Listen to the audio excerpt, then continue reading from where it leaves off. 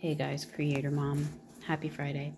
So you ever noticed that when you have a fear, then you try to do a thing to control that fear or to control that outcome that you fear? The thing that you're doing is actually producing the outcome that you fear. Swallow that pill for a paradox. I'm reading the book The Fuck It Diet, and I just want to read a passage here where she talks about this is the part of the book where she's talking about healing from dieting and binging. And so the fear is, and I know that I've had this in the back of my consciousness as a fear too, that when you eat, essentially you're just going to get bigger and bigger and bigger and bigger or something, like, or say, like, if I have to get a little bit of a bigger size pants or clothing, that I would resist doing that because I'm like, oh, if I get bigger clothes, that means I'm allowing my body to say that it has permission to get bigger and bigger and bigger. And then, you know what I'm saying? Like, if I get a bigger size, then eventually I'm going to have to get another bigger size. So there's this fear of like getting bigger and fatter and expanding outwards, basically. So anyways, so she talks about this in relation to just eating food, because the first part of healing from all this dieting and shit is basically to eat when you're hungry. And that's scary for a lot of us because we're so used to restricting and we're not used to trusting our bodies and just eating when we're hungry, right? Something so simple. So she goes, I know what you're thinking. I think I can try to do this fuck it diet without eating too much and without gaining weight. Because that's our fear. We don't want to gain weight. Get that idea out of your brain, she says. Resisting gaining weight is going to keep you stuck. It keeps so many people stuck. I know you wish I could tell you exactly what will happen with your weight, but I can't. I can't predict what your weight journey will be, but I can say that your particular weight trajectory will probably look similar to your past weight trajectory because we all have a weight. For some reason, these 4 words are really hard to say together. Weight set point ranges. Weight set range is controlled by our hypothalamus, which regulates our eating and activity habits and metabolic efficiency to keep us at the weight where our body feels safest and healthiest. Weight set points are diverse in any population and are not really within our control. She said in the beginning of this whole process for her, she says, I gained weight, but not as much or as fast as I assumed. And at a certain point, it just stopped. And she was a chronic dieter. Like, basically, she was, she did like many diets. But generally, she always ended up failing and just kind of binging, because of the restriction.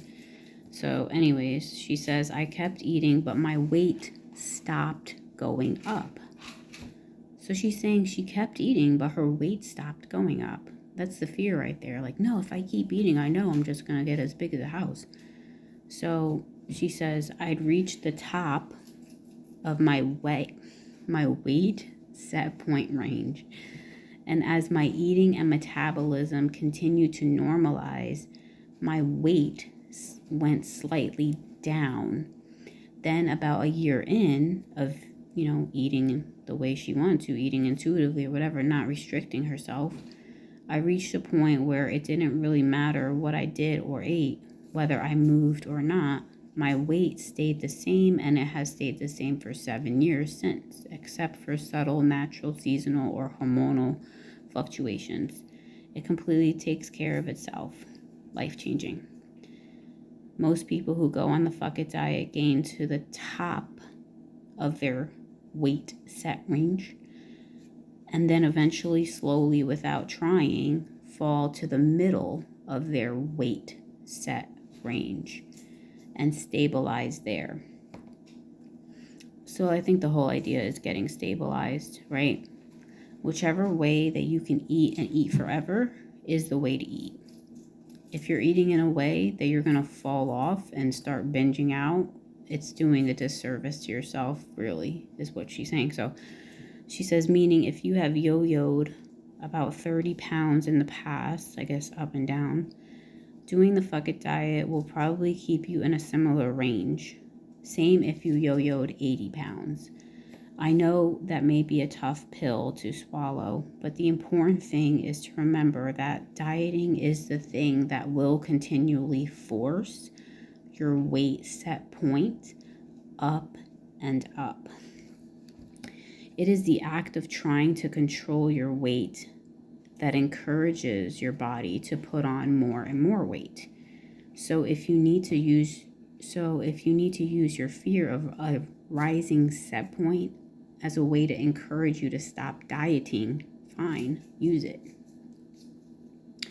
So that's the passage that I wanted to read. And just that last part reminded me of that idea that the fear is gaining weight.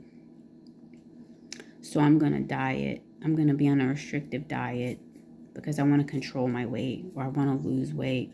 I don't want to get fat. And then that diet, when you end up failing it, essentially, because you can't carry on like this for the rest of your life, you can damage your metabolism by making your weight gain more than before you started the diet. And that's kind of scary. So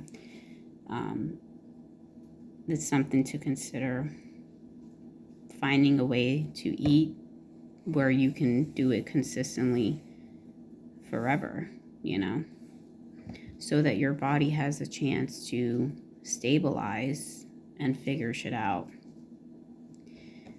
And